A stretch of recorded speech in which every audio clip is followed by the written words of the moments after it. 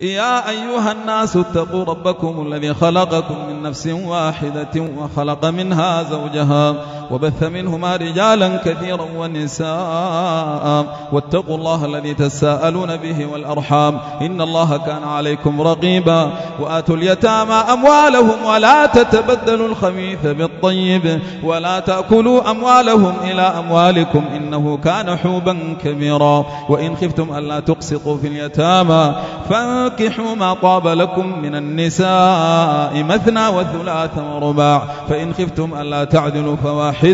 أو ما ملكت أيمانكم ذلك أدنى ألا تعولوا وآتوا النساء صدقاتهن نحلة فإن طبن لكم عن شيء منه نفسا فكلوه هنيئا مريئا ولا تؤتوا السفهاء أموالكم التي جعل الله لكم قياما وارزقوهم فيها واكسوهم وقولوا لهم قولا معروفا وابتلوا اليتامى حتى إذا بلغوا النكاح فإن آنستم منهم رشدا فادفعوا إليهم أموالهم ولا تأكلوها إسرافا وبدارا أن يكبروا ومن كان غنيا فليستعفف ومن كان فقيرا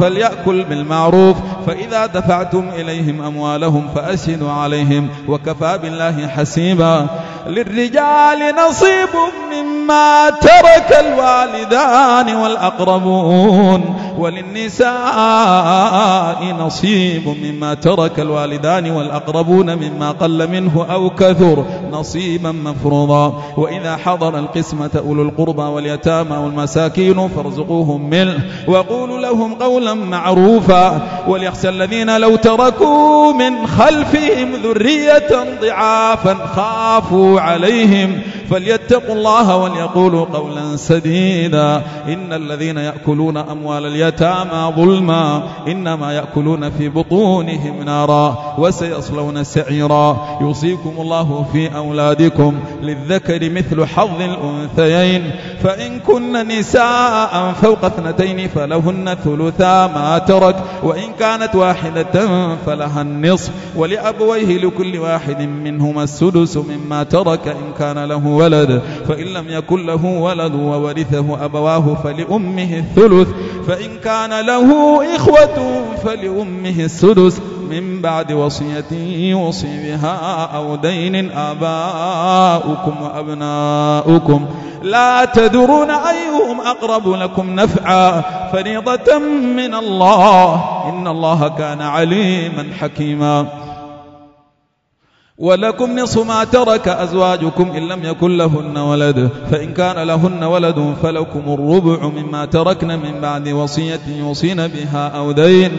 ولهن الربع مما تركتم إن لم يكن لكم ولد فإن كان لكم ولد فلهن الثمن مما تركتم من بعد وصية توصون بها أو دين وإن كان رجل يورث كلالة أو امرأة وله أخ أو أخت فلكل واحد منهما الثلث فإن كانوا أكثر من ذلك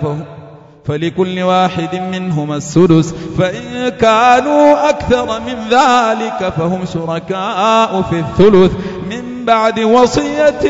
يوصي بها أو دين غير مضار وصية من الله والله عليم حليم تلك حدود الله ومن يطع الله ورسوله يدخله جنات تجري من تحتها الأنهار خالدين فيها وذلك الفوز العظيم ومن يعص الله ورسوله ويتعد حدوده يدخله نارا خالدا فيها وله عذاب مهين واللاتي يأتين الفاحشة من نسائكم فاستشهدوا عليهن 4 منكم فإن شهدوا فأمسكوهن في البيوت حتى يتوفاهن الموت أو يجعل الله لهن سبيلا واللذان يأتيانها منكم فآذوهما فإن تابا وأصلحا فأعرضوا عنهما إن الله كان توابا رحيما إنما التوبة على الله للذين يعملون السوء بجهالة ثم يتوبون من قريب فأولئك يتوب الله عليهم وكان الله عليما حكيما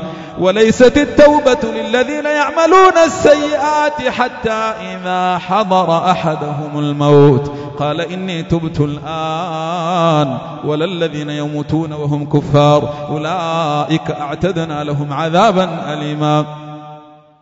يا أيها الذين آمنوا لا يحل لكم أن ترثوا النساء كرها ولا تعضلوهن لتذهبوا ببعض ما آتيتموهن إلا أن يأتين بفاحشة مبينة وعاشروهن بالمعروف فإن كرهتموهن فعسى أن تكرهوا شيئا ويجعل الله فيه خيرا كثيرا وإن أردتم استبدال زوج مكان زوج وآتيتم إحداهن قنطارا فلا تأخذوا منه شيئا تأخذونه بهتانا وإثما مبينا وكيف تأخذونه وقد أفضى بعضكم إلى بعض وأخذن منكم ميثاقا غليظا ولا تنكحوا ما نكح آباؤكم من النساء إلا ما قد سلف إنه كان فاحشة ومقتا وساء سبيلا